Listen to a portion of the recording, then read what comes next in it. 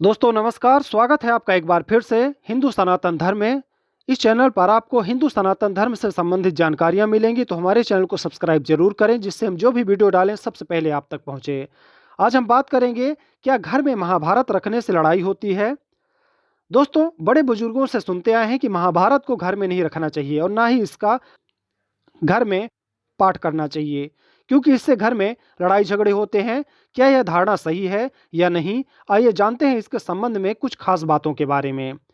दोस्तों, चार वेदों के बाद महाभारत को पांचवा वेद माना गया, अर्थात इसे वेद के समान दर्जा प्राप्त है। जब वेद रखे जा सकते हैं तो इसे भी रखा जा सकता है, क्योंकि वेद में भी महाभारत के युद्ध के समान ही 10 राज्य और इंद्र वृत्रासुर का वर्णन मिलता है। 10 राज्य या 10 राजा के युद्ध में भी आपसी कुल की ही लड़ाई का वर्णन मिलता है।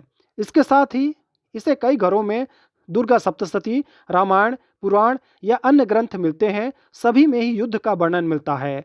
तो यह समझना कि युद्ध का वर्णन होने के कारण हम इसे घर में नहीं रखें, क्या यह उचित है। इसके साथ ही कोई यह मानता है कि इसे घर में रखने से रिश्तों में खटास आती है, तो रामायण में भी रिश्तों को लेकर बहुत कुछ है। आप यह सोच सकते हैं कि इससे आपका दाम्पत्य जीवन खराब हो सकता है और आपको भी वन में रहना पड़ सकता है। घर में ऐसे कई उपन्यास भी होंगे जिसमें रिश्तों को लेकर बहुत कुछ लिखा होगा। दुनिया के हर धर्म ग्रंथों में रिश्तों और युद्धों को लेकर बहुत कुछ लिखा हुआ है। प्राचीन काल में हर घर में महाभारत ग्रंथ होता था, लेकिन मध्यकाल में यह धारणा कैसे फैली या फैलाई गई कि महाभारत को घर में नहीं रखना चाहिए, यह कोई नहीं जानता। यह एक अफवाह है जो अब सच के रूप में स्थापित हो चुकी है। गुलामी के काल में हिंदुओं को उनके धर्म ग्रंथों, भाषा और संस्कृति से काटने के लिए कई तरह के दुष्प्रचार हुए हैं। उनमें से एक यह भी है कि महाभारत को घर में नहीं रखना चाहिए और रामायण तो झूठ है। महाभारत में वेद, पुराण, उपनिषद, भारतीय इतिहास और हिंदुओं के संपूर्ण ग्रंथों का सार है और निचोड़ मिलता है। अतः इस ग्रंथ का घर में होना तो अत्यंत ही जरूरी है, क्योंकि सिर्फ इसे पढ़ने और समझने से संपूर्ण ग्रंथों और इतिहास को पढ़ और समझ लिया जाता है। महाभारत न्याय, अन्याय, रिश्तों और जीवन से जुड़ी हर समस्याओं का वर्णन मिलता है। यह ग्रंथ व्यक्ति को बुद्धिमान और समझदार बनाकर समाज एवं राजनीति में भी निपुण बनाता है। अतः प्रत्येक व्यक्ति इस ग्रंथ का अध्ययन करके इसमें लिखे सूत्रों को समझना चाहिए, जो जीवन में बहुत ही काम आते हैं। जो बालक बचपन में ही महाभारत का अध्ययन कर लेता है, वह बड़ा होकर बहुत ही मेधावी निकलता है, क्योंकि जो ज्ञान हम जीवन भर में अनुभव से हासिल करते हैं, वह ज्ञान महाभारत में लिखा है, जो कि पहले ही हासिल हो जाने के जीवन में कब क्या हो सकता है, इसका ज्ञान पूर्व में ही हो जाता है। ऐसे में व्यक्ति को यह ज्ञान जीवन पथ पर सफलतापूर्वक आगे बढ़ाने में मदद करता है।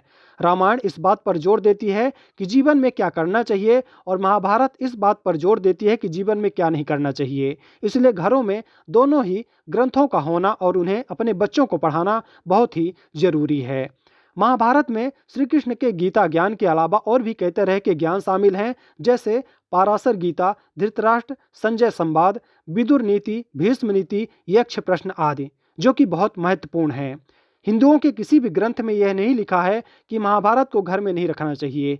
यदि ऐसा होता तो क्या वेद व्यास जी इसे स्पष्ट नहीं करते। यह पुस्तक जहाँ जहाँ रखी है वहाँ तो ऐसा कुछ भी नहीं हुआ है। दरअसल यह एकमात्र ऐसा ग्रंथ है जो संपूर्ण हिंदू धर्म और उसके इतिहास का प्रतिनिधित्व करता है, और धर्म, नीति, ज्ञान, तर्क, राजनीति, मोक्ष, विद्या और संपूर्ण कलाओं का ज्ञान देकर धर्म स्थापना के सूत्र बताता है। कोई विधर्मी ही चाह कर सकता है कि यह ग्रंथ हिंदू नहीं पढ़ें और ना घरों में रखें, ताकि वह इस ज्ञान से धीरे धीरे करके कटता चला जाए और इस ज्ञान से वह पूरे जीवन भर अनभिज्ञ रहे। तो दोस्तों, ये जानकारी थी महाभारत के बारे में कि ऐसा कुछ भी नहीं है, ना कहीं भी ऐसा लिखा हुआ है कि महाभारत को अपने घर में नहीं रखना चाहिए। यह सिर्फ एक सुनी सुनाई बातें हैं जिन पर विश्वास करना कठिन है। दोस्तों, जानकारी अच्छी लगी हो तो वीडियो को लाइक जरूर करें। चैनल में अगर आप नए हैं तो चैनल को सब्सक्राइब करें। हम आपके लिए ऐसे ही जानकारी लेकर इसी चैनल पर आते रहेंगे। तो मिलते हैं एक नई जानकारी के साथ। जय श्री राम।